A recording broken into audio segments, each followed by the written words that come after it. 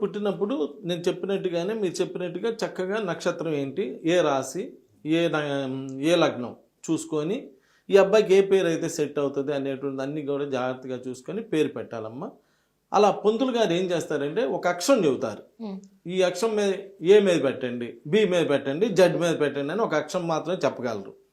దానికి మనం ఏం చేస్తాం, మిగిలిందంతా మనమే యాడ్ చేసేసి పేరు పెడతాం. ఇక నేను మళ్ళీ మీకు చెప్పేది ఏంటంటే, పిల్లలు అంటే ఒకళ్ళో ఇద్దరు పిల్లలు పుడతారు.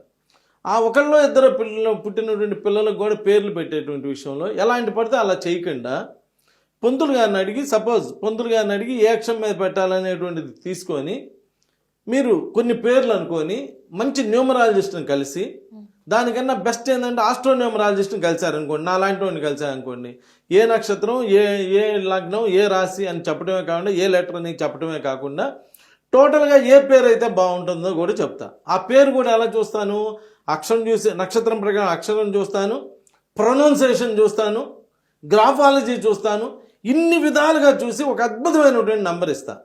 ఆ నంబర్ ఇవ్వటమే కాకుండా మీకు ఇంకో చక్కటి విషయం ఏంటంటే, ఈ అబ్బాయి యొక్క లైఫ్ ఎలా ఉంటుందో మీ ఫోన్లోనే చదివిస్తా.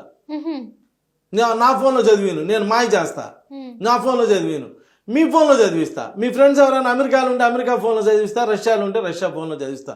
అక్కడ ఎలా ఉందో అలా మీ అబ్బాయి లైఫ్ నచ్చింది. అలా ఇవ్వగలిగిన వాడి దగ్గరే మీరు పేరు పెట్టించండి. ఎలా ఉంటుంది మన లైఫ్ అనేది మీరు చూసుకోగలిగి ఇలా ఉంటుంది. ఇప్పుడు నిన్న కర్నూలు నుంచి ఒకళ్ళు పేరు పెట్టడానికి వచ్చారు, వాళ్ళకి కొంచెం నాలెడ్జ్ ఉంది న్యూమరాలజీ మీద. నేను పేరు పెట్టినాక ఆ పేరు వాళ్ళకు ఉన్న దానిలో చెక్ చేసుకుంటే కింగ్ నెంబర్ అని ఉన్నది. అంటే వాళ్ళకు కూడా ఎలా అయింది, మ్యాచ్ అయింది. అట్టని చెప్పి వాళ్ళే పెట్టుకోవచ్చు కదండి, వాళ్ళకి కుదరకపోవచ్చు.